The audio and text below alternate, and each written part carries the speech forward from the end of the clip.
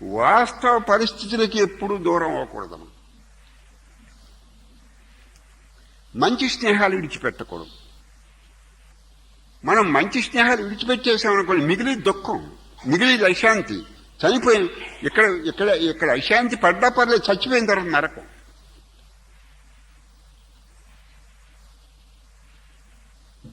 శంకరాచార్యుల వారు అన్నారు చోట, అలా భక్తుడు ఇలా కూర్చున్నాడు.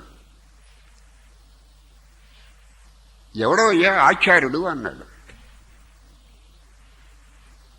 అంటే బాగా పుస్తకాలు చదువుకున్నాడు, లేకపోతే బాగా పుస్తకాలు రాసేవాడు, ఉపన్యాసాలు చెప్పాడు, ఆచార్యుడే అంటాడేమో. ఎవడవయ్యా ఆచార్యుడు అన్నాడు ఒక భక్తుడిని అక్కడ కూర్చోబెట్టి.